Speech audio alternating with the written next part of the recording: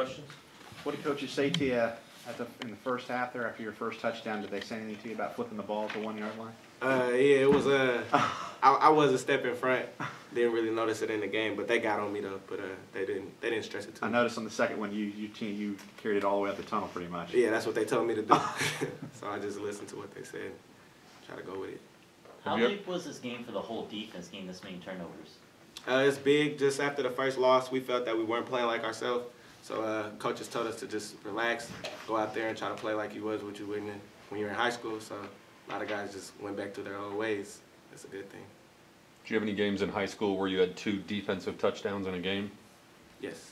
And after you get one, are you looking for the end zone or looking for the ball more? Yeah, it's kind of something that you just kind of want to do over and over again. You don't get that many balls as a DB, so once you do, you want to get there every time. Coach was talking about all the turnovers that you guys generated on defense and how you talk about it a lot in practice. What kinds of things did you do either with Coach Odom or Coach Mason overall in defense? What did you talk about, or what kind of drills did you do to create more?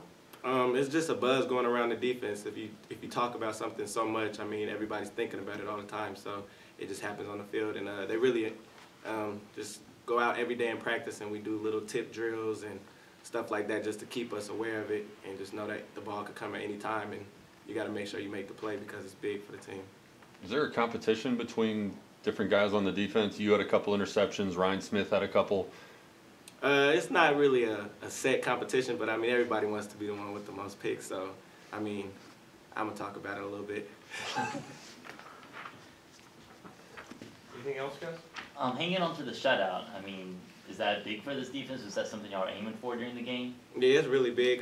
We wanted to make sure that the people that were going in the fourth quarter, backups and stuff, they had the same mentality as the starters, so they didn't want nobody scoring. And it's really a team mentality, so everybody was going for the same thing, and we reached the goal. So it was really big to see those guys step in there and get a lot of play and actually look just like the starters was looking, getting the same amount of turnovers and everything. So it was real nice to let younger guys get a little time to shine, and when they got in, they made plays, so it's big.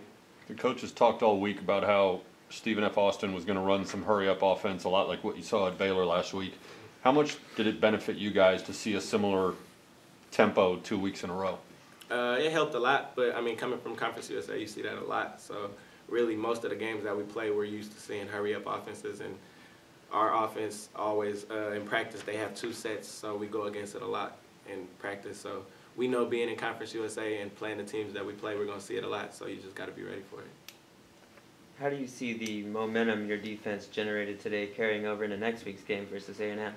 I think it's big because you come off a good game, you're feeling good about yourself, and you just don't listen to what everybody's saying. I mean, we know it's a big game, and them going to the SEC is huge and big underdogs, but most people like playing as the underdog because you got a lot to play for, and if you win, it's big, and if you lose, I mean, it's not that. It's big, but everybody expected it anyway, so. Anything else?